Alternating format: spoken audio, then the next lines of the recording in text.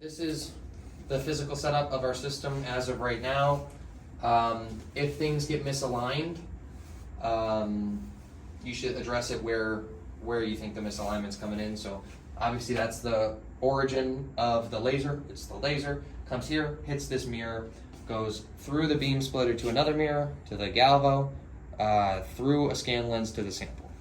If the dots up here aren't on top of each other and are askew, like we mentioned in the alignment code and in the manual, and moving around the voltage values isn't seeming to give you proper alignment or good images, then for realigning, I would say what I would do personally is remove the scan lens so that you get a much stronger beam from off of the galvo onto the sample, and it will be reflected onto the roof.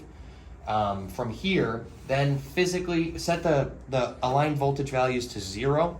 Physically align it to be as straight as you can get it with your hands. You can just tilt it or slide the stand back and forth. Just literally move it until it seems in the center of both the port it's going through and vertical and parallel to itself, the two dots there. And then change those aligned voltage values until it's as perfect as you can get it.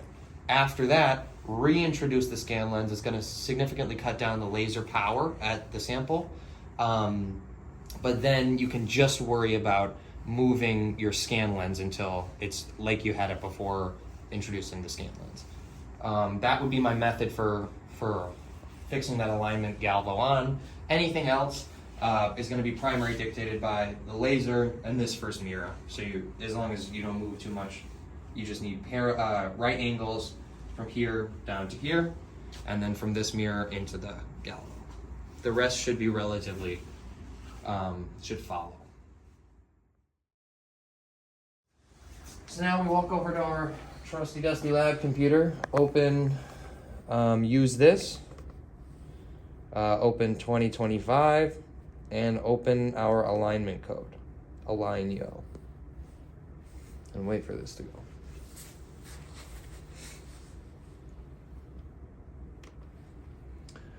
Great.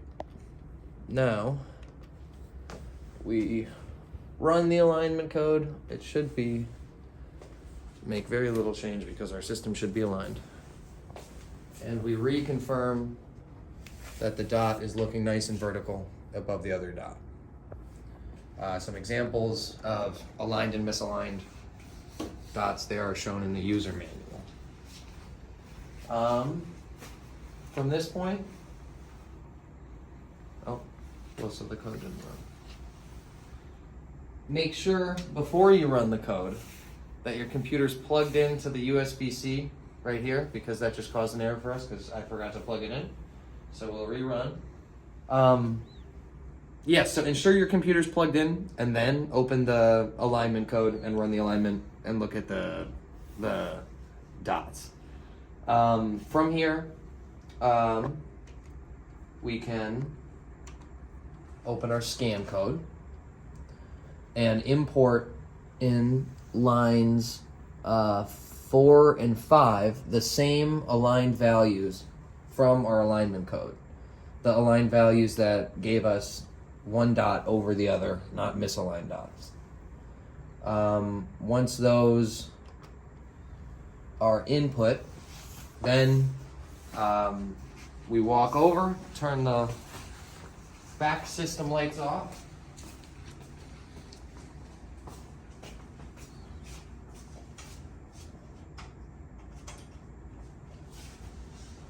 Just like that. And we come over here and take a nice blank piece of paper, put it in between our dichroic mirror, our beam splitter, and our pinhole. And so if you put it in between those two, you'll be able to see the signal you're getting off of the sample. It's nice and decently in focus right now of our test slide. That's why you can see some linear structure. But usually it won't be in focus, especially for you putting on a random sample. So you can turn this dial right here to adjust the focus. And as you can see, it'll adjust the light you get on the paper. As you can see, if Zach, you want to fill in the paper here. Yeah, I got it. Okay. Then once you have it nice and in focus, which for us, let's say that looks pretty in focus for a nice cross on our test slide, then you just ensure that the pinhole is cutting off most of the out of focus portions of it down to a little dot, and you ensure that that dot is kind of going right into the port of the PMT right there. If all is well there, then you're kind of all set. You walk back over. We look at our system code, not the alignment code. We're now in the system code.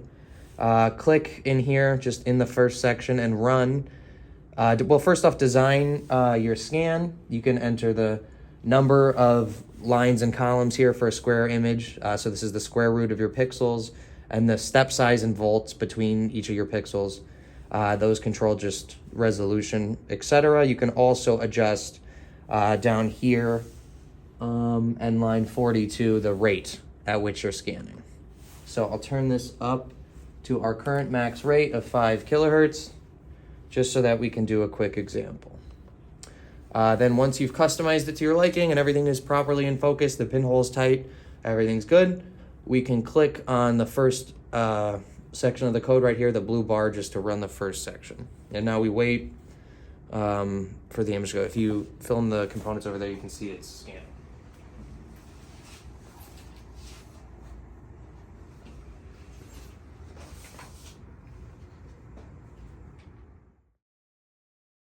All right, we're good.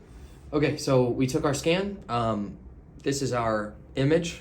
We'll scroll down to the next part here, the pixel shift part. We can then run this just to see what we're looking like. And it looks like it shifted pretty darn well for our purposes. That's good enough. But just this is what you'll get initially. It'll take your image. It does still have the overlay. It sometimes doesn't show it just because of a display thing with this monitor. But it will. This section of the code separates the image we got that had a little bit of an artifact into an image made of just the odd columns and an image made of just the even columns. Since they're misaligned, we then shift one of them down to align it with the other, as you can see in the second image, right here. The red line is just for visualization. It's not perfect, but it's good enough for this demonstration. If the shift isn't good enough right away, you can adjust this right here, line 83 of the code.